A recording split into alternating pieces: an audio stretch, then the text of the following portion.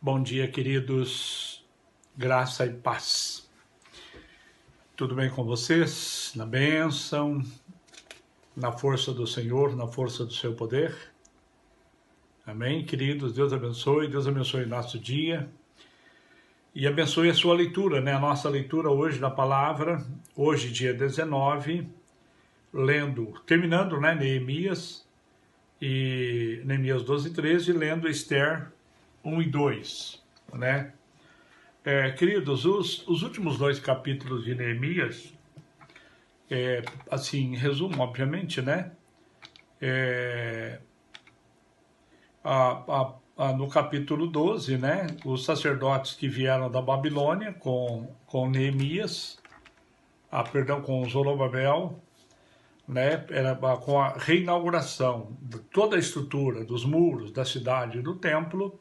Precisava-se, obviamente, gente, né, mão de obra, entre aspas, ou de ministros, né, para ministrar. Então, como muitas levas de cativos estavam voltando, houve uma leva muito grande que voltaram com Zorobabel. A inauguração do muro de Jerusalém com louvor, com adoração, né, uma leitura gostosa de fazer, a forma tão fantástica, né, como eles atribuíram a Deus tudo aquilo que havia acontecido com eles. Então eles fazem uma processional em cima do muro, celebrando a Deus, né, a bênção da vitória, e ali eles adoram a Deus, fazem sacrifício, param, quando eles estão andando no muro, eles param ali diante do templo, também tem um tempo de adoração ao Senhor. A nomeação de sacerdotes e levitas para cuidar das ofertas e dos recursos do templo, como ordenou Davi e Salomão, né? A nomeação desses sacerdotes, no capítulo 13, o problema do elemento misto, né? Esdras e Neemias não deram moleza aqui, o grande problema de casamento misto, o grande problema de amonitas e moabitas que estavam lá no meio da congregação, né?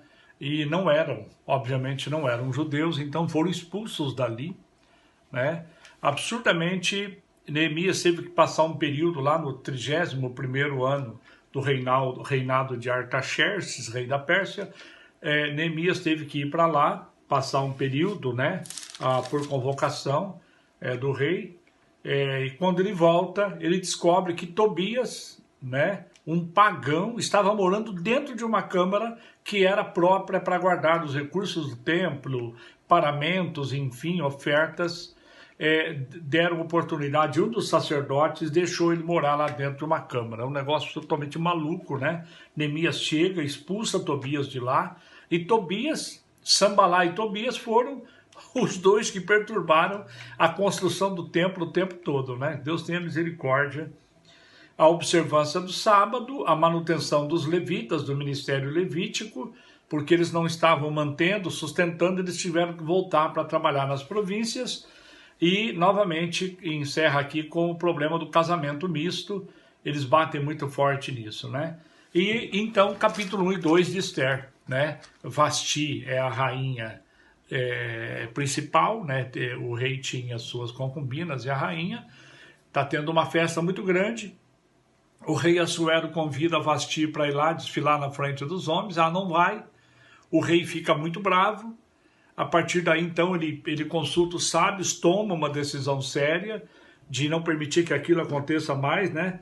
Aí toma uma decisão interessante, né, em Esther 1, 20, dizendo assim: quando for ouvido o mandato do rei, né, decretar em todo o seu reino, vasto que é, todas as mulheres darão honra a seu marido, tanto ao mais importante como ao mais ou menos importante. Versículo 22.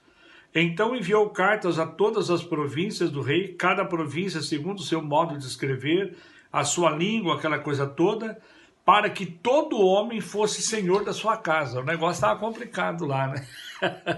Precisou de um decreto para os homens aprender a mandar na casa lá, né? É claro que isso aqui depois caminha de uma forma, e como nós vivemos hoje, né? Como Jesus respeitou a mulher, e não concordou com essa forma tão absurda, né, de subjugar a mulher, essa coisa toda. As leis, então, são muito iguais ali. Quando você vê as cartas de Paulo, a forma como que ele orienta para a mulher ser submissa ao marido, mas para o marido amar a mulher, né? Então aqui você vê uma ordem bastante forte, machista, vamos usar essa expressão aqui, né? Bom, aqui começamos uma nova etapa, um novo livro, a história de Esther. Eu falo sobre isso na reflexão de amanhã, né? A história linda, a história maravilhosa dela e a forma tão tremenda, né? Como que através do seu tio Mordecai, Deus vai mudar a história da Pérsia, ou melhor, mudar a história dos judeus, intervindo na história deles, né? Irmãos, como é importante você ter alguém que teme ao Senhor no lugar certo, no momento certo. Esther vai ser isso, a gente vai ver. Tomara que eu e você sejamos neste momento a pessoa certa, no lugar certo, no temor do Senhor, para mudarmos a história onde nós estamos e onde nós vivemos. Deus honre você, Deus te abençoe, Deus te sustente com graça, poder e unção. Deus te abençoe.